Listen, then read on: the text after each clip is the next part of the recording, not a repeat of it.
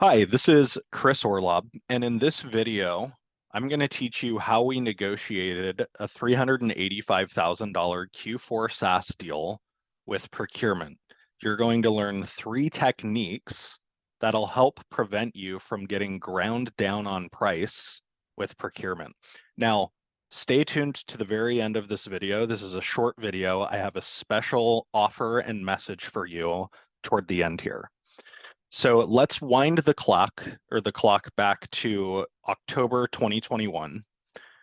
We were negotiating, me and my top rep, a $385,000 deal with Procurement, selling Gong. Okay, and we were almost at the finish line of getting this Q4 deal closed a little bit early. And Procurement, of course, was doing their thing, grinding us down on price. Okay, so we had a quote of $385,000, and they come back saying this price is insane.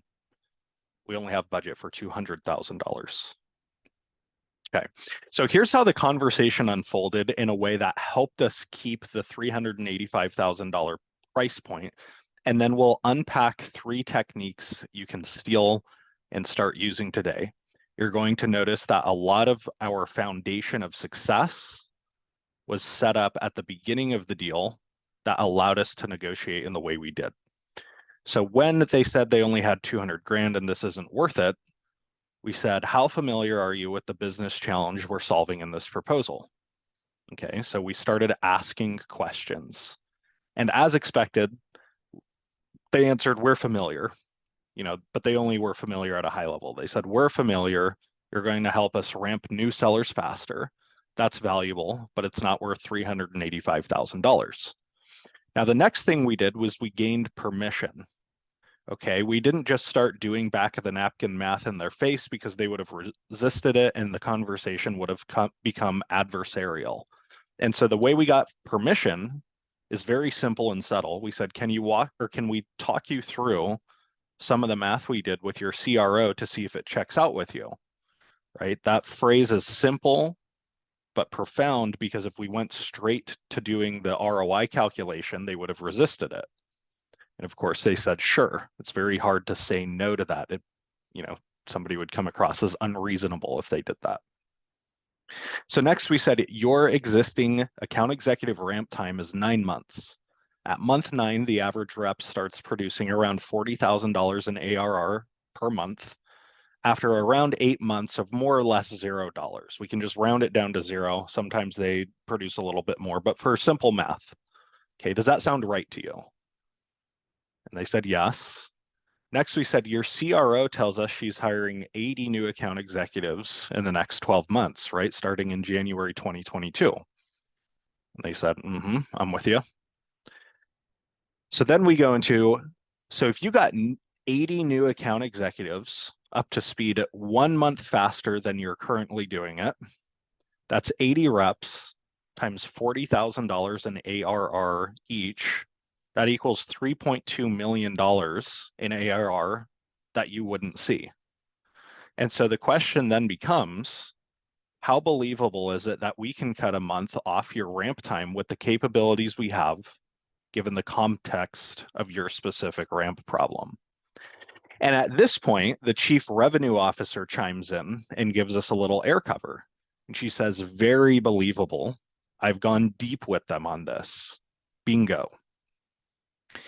So then we come back summarizing. So a $3.2 million expected return against a $385,000 spend. Okay, and now we went into the objection handle. Okay, so this is one of the techniques we'll get into in a minute here. But we said usually when we get price resistance at this stage, it's for one of 3 reasons, maybe a mix of both. The first is you're not bought into the financial value. You're not convinced we're going to see a return. The second is there's a logistical issue preventing you from spending the money. Either you don't have cash or it's tied up in something else. And then the third is maybe you're just trying to get a better deal, which is expected and respectable, and I can understand where you'd be coming from. Now, given that context, it feels like number 1 is not an issue. It feels like we've proven the return, though you can tell me if we're off. So what's stopping us from getting this deal done from here? Okay, so we set the context with these 3 potential buckets of price resistance, and we basically said, which one is it? Now, the contract got signed 6 hours later, because what it turns out is they were just trying to get a better deal, and they didn't really have anywhere else to go because we had highly differentiated the product earlier in the sales cycle from our competitors.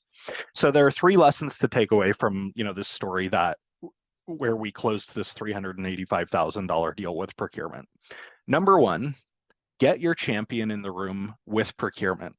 I realize that is much easier said than done, and they won't always agree to it. And sometimes procurement will prevent that from happening. But one of the talk tracks that's worked for me is when I get a procurement meeting scheduled and I'm talking to my champion, I'll say, look, I would love for you to be in that meeting with me. Procurement's going to try to get as good a deal as they can, and I understand that, and we're willing to give as good a deal as we're able to give. That's fair for both sides, but I want to make sure they are not negotiating without the context of the business problem we're solving, and you are the best person to represent that context if and when we need it in that conversation. So is it fair of you to join me in that conversation with procurement? Okay, so a lot of the times that's still not going to work, but shoot your shot. Always ask. Let them tell you no instead of telling yourself no by not even trying. So number 1, get your champion in the room with you. Number 2, isolate the price objection. Isolate where price resistance is coming from. Deconstruct that objection into its component parts. Okay, and it's usually going to be one of 3 issues, or possibly a mix of the first and second with the third, or the first or second with the third. So usually price resistance comes from one of 3 buckets. You're not seeing the value, there's a logistical issue preventing you from pay, or you're just trying to get a deal. And I use this talk track exactly when I get price resistance down the line in a sales cycle.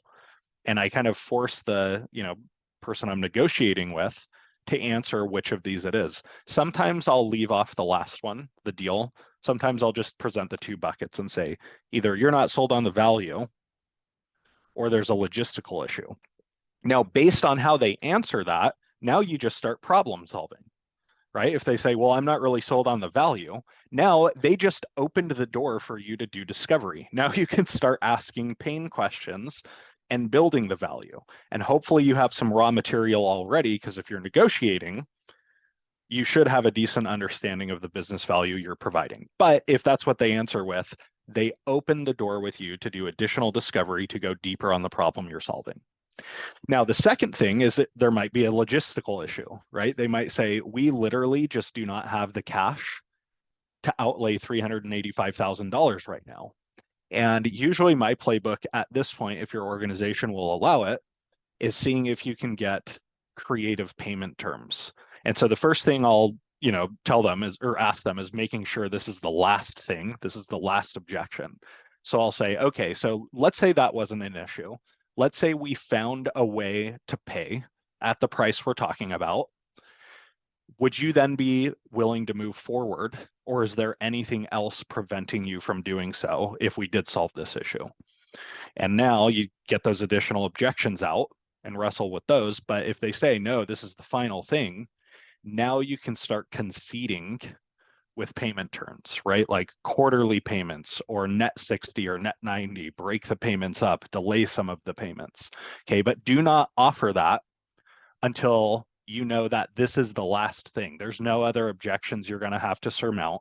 If you can jointly solve the payment issue, then you have a done deal. Okay, make them verbalize that before you offer it. So it sounds like, if this were solved, is this the last thing? Or if I found a way to help you pay this in a way that mirrors your cash reality, are we good to do a deal? Or are there more issues that we still need to face?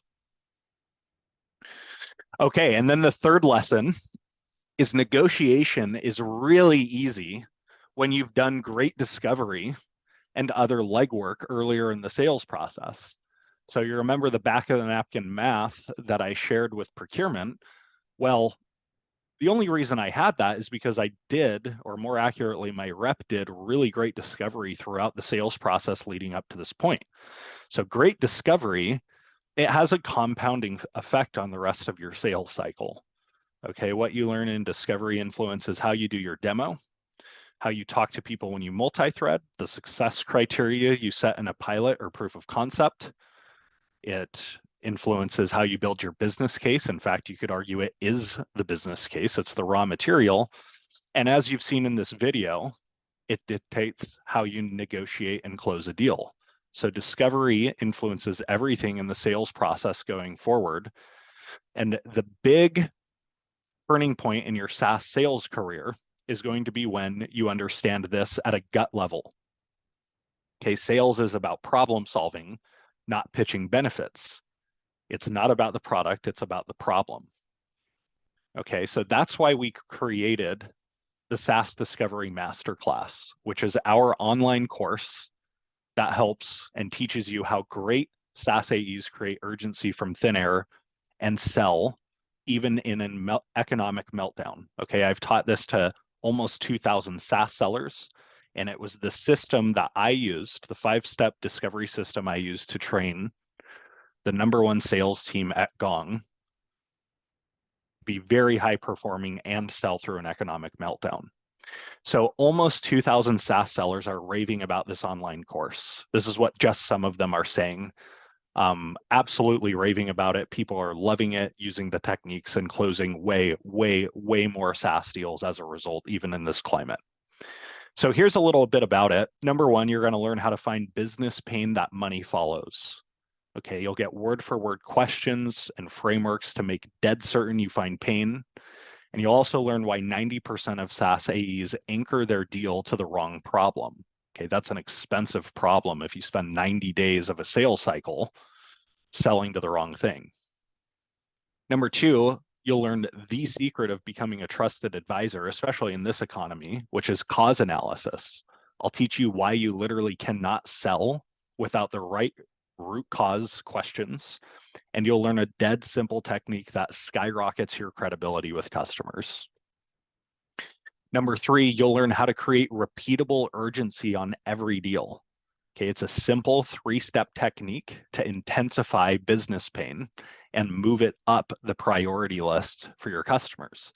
And when you do this, you increase urgency, which increases deal size, which increases access to power in a perpetuating circle. All of these things feed on each other in a virtuous circle. #4, you'll learn how to get customers to run through walls. Okay, that's how compelling you'll be able to craft your deals. You'll get customers to want what you sell before you even demo, and you'll learn how to tap into the raw emotion that boxes out your competitors and accelerates your deals fast and big. So if that's interesting to you, go to pclub.com/discovery. You can learn more about the course there. I've spent a lot of my life and time building this course. It's probably worth about $20,000. I'm not charging $20,000. I'm not even charging $5,000. In fact, I'm not even charging $1,000. Right now, at the time of this video, you can get the course for $157. So go to pclub.com/discovery. We've got 3 bonuses you'll see on that page. Those are temporary and won't be on that page forever. And you'll get them if you sign up for only $157. So go there now, and I'll see you in the next YouTube video.